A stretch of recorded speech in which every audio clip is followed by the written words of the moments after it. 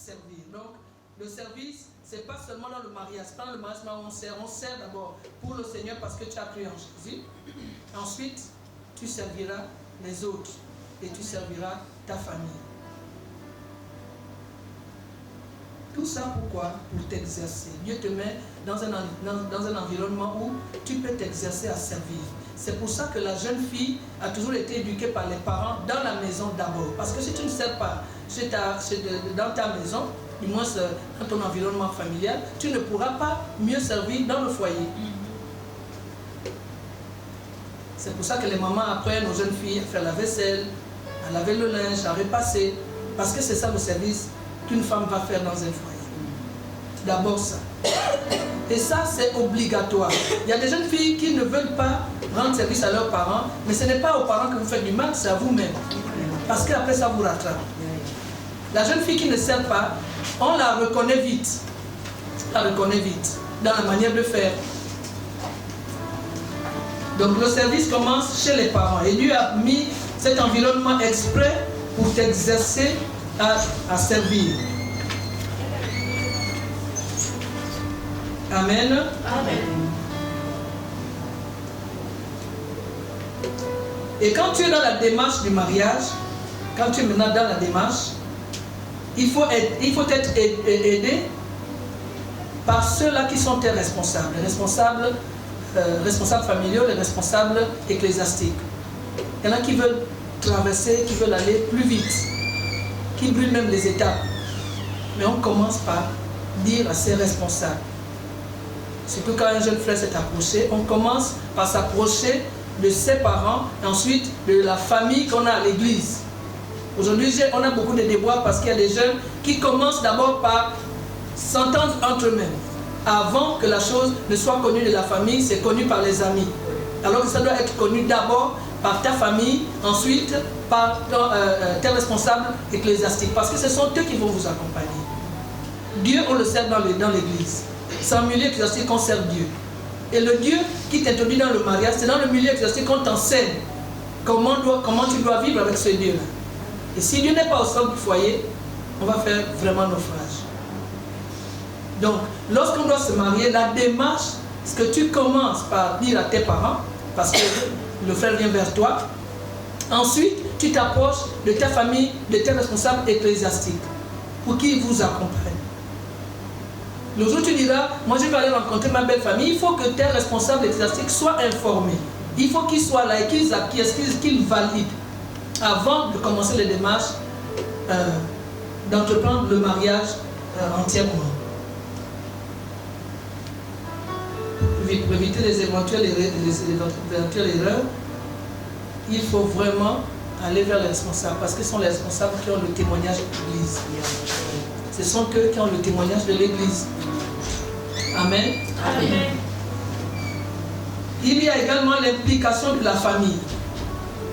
Donc les parents, avant le mariage, afin qu'ils t'accompagnent. Ils t'accompagnent dans quoi? Dans les conseils. Ils t'accompagnent par les conseils. Ils t'accompagnent par les orientations. Voilà. On a eu un petit souci ici. C'est que les jeunes filles veulent toujours qu'on leur donne les listes. Mais la liste n'est pas remise aux jeunes filles. La liste est remise à la famille du prétendant. Et pour que la liste soit remise, il faut que la belle famille, donc la famille du prétendant, vienne rencontrer la famille de celle qu'on doit épouser. On ne va pas dans tous les sens. Aucune liste n'est remise s'il n'y a pas un parent, s'il n'y a pas un parent du prétendant qui vient rencontrer les parents de la jeune fille. Aucune liste. Vous allez monter, descendre, vous bagarrer, vous fâcher. Il n'y a pas de liste qu'on donne. Pourquoi? Parce que lorsque les parents de la fille donnent la liste, sans qu'on ait vu la famille du conjoint, du futur conjoint, c'est comme si on est fatigué de notre fille. C'est comme si on est fatigué. Ou bien qu'on ne veut plus la garder à la maison, elle est de trop. Non, quand un enfant est à la maison, tout le monde veut garder son enfant. Hein. Chacun veut garder son enfant. On se sépare même malgré. Parce que Dieu a dit que la femme doit se marier, bon, on est obligé de laisser partir. Mais personne ne veut laisser partir son enfant. Donc pour venir avoir la liste que tu veux pour le mariage, moi pour le futur conjoint, ce n'est pas la fille qui vient rencontrer les parents Non. Parce que le mariage se passe entre les familles. Ce sont les familles qui font marier leurs enfants. Ce n'est pas le garçon qui vient épouser la fille. Ce sont les familles du garçon. C'est la famille du garçon qui vient épouser dans la famille de la fille. Donc ne brûlons pas les étapes. Même quand on fait les faire-part. Il y a des gens, quand vous leur amenez leur faire-part, ils vont dire le frère tel ou bien frère tel, tel et tel viennent vous informer. Ce n'est pas eux qui doivent informer, c'est la famille qui informe. Ce n'est pas le frère qui vient informer, le frère et la soeur qui viennent informer aux parents que nous on se marie. Non, parce que ce n'est pas vous qui vous mariez, ce sont les parents qui vous marient. C'est pour ça que nos grands-parents regardaient la famille dans laquelle il va déposer sa fille. Ils regardaient la famille, parce que c'est la famille qui vient épouser. Et chez nos frères femmes qui est mon mari, là-bas, lorsqu'on a épousé la fille, on vient arracher, on vient voler la jeune fille. On vient voler la jeune fille pour que le jeune homme montre qu'il a la capacité de la protéger en cas de danger. Donc toutes les coutumes ne se ressemblent pas, mais on sait que pour que les deux personnes se marient, c'est deux familles qui s'impliquent. Quand on dit deux familles, c'est quatre familles. Les deux familles de la sœur et les deux familles du frère. Ce sont eux qui font marier. Donc, tu es obligé, toi jeune fille, tu es obligé d'écouter les conseils. Même si c'est contre ta volonté, écoute d'abord. Et quand ça ne va pas dans ce que tu veux, ben, tu vas dans la prière. Parce que notre Dieu est capable de tout changer. Amen. Amen. Notre Dieu sait réparer les choses. Notre Dieu sait incliner les cœurs. Amen, amen. Amen.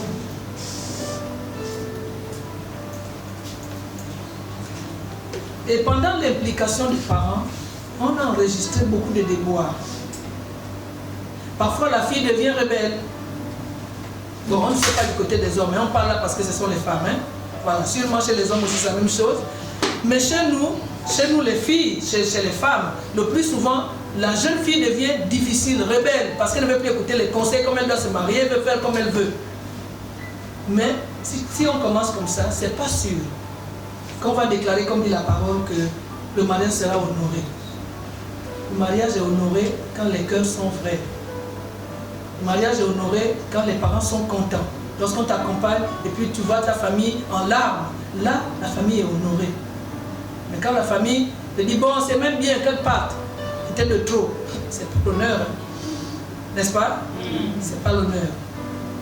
Même s'il arrive des moments où les parents, les conseils deviennent trop compliqués, et puis tu ne sais même plus où vraiment comment faire pour t'en sortir. Va devant le Seigneur et trouve des solutions. De toutes les manières, notre Dieu n'est pas en rupture de stratégie. Amen. Amen. Il n'est pas en rupture de stratégie. Il a toutes les méthodes. Va devant le Seigneur. Ou bien, vous venez vous confier à vos responsables ecclésiastiques. Ce sont eux qui vont vous dire, bon, avec la famille, par rapport à ce que maman a dit, par rapport à ce que papa a dit, voilà comment il faut te comporter. Parce qu'il faut que le mariage soit honoré de tous. Amen. Amen. Le respect des parents, il est de rigueur. Parce que votre bénédiction au foyer dépend des parents. Les parents doivent être honorés pour que votre foyer aussi aille de mieux en mieux, qu'on n'enregistre pas les déboires. Amen. Amen.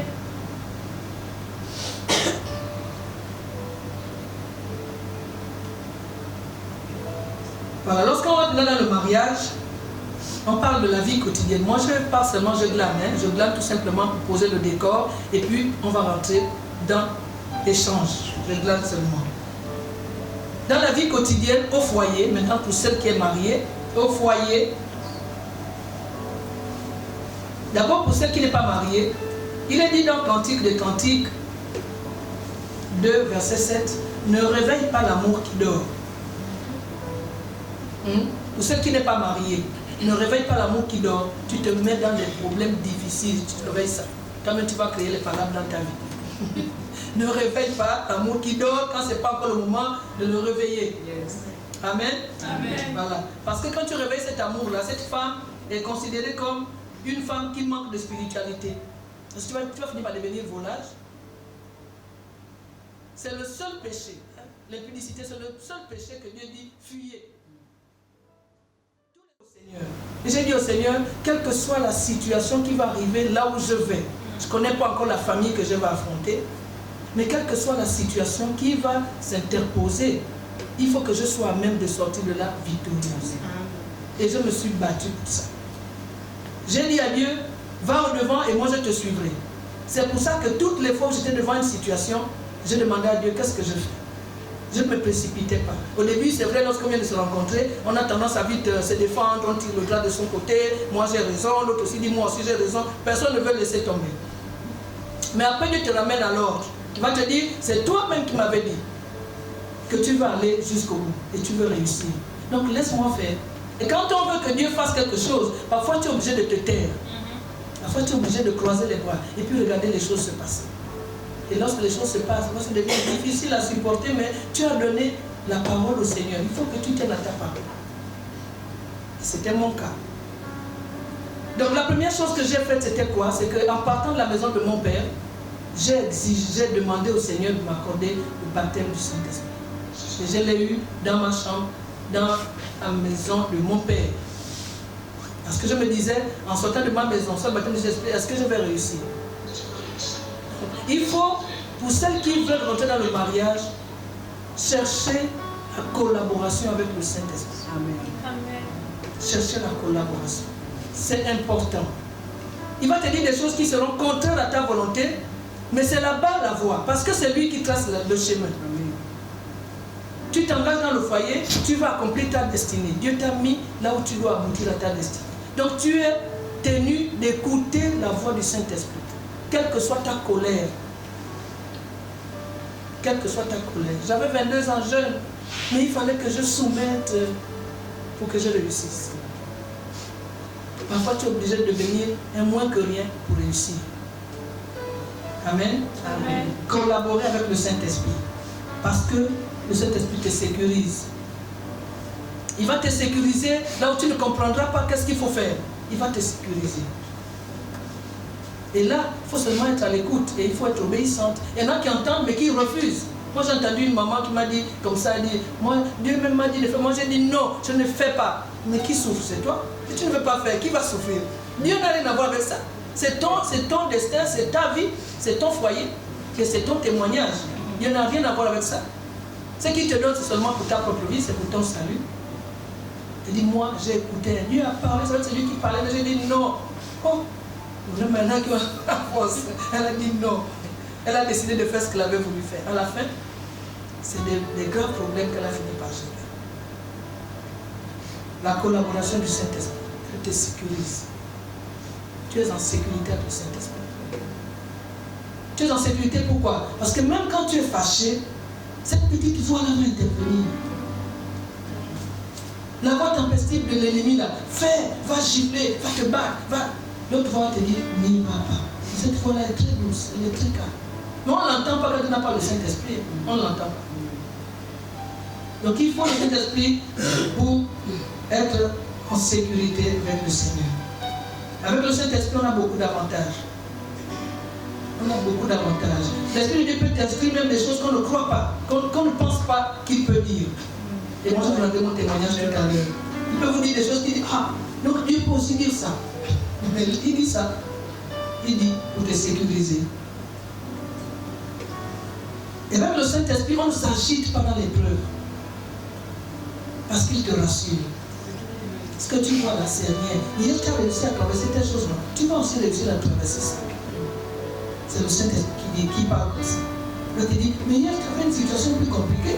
Comment tu avais fait? Non, je n'ai rien fait. Ah, effectivement, ça aussi, tu ne vas rien faire. Moi, je suis là. Je m'occupe. Parce que le Saint-Esprit est là.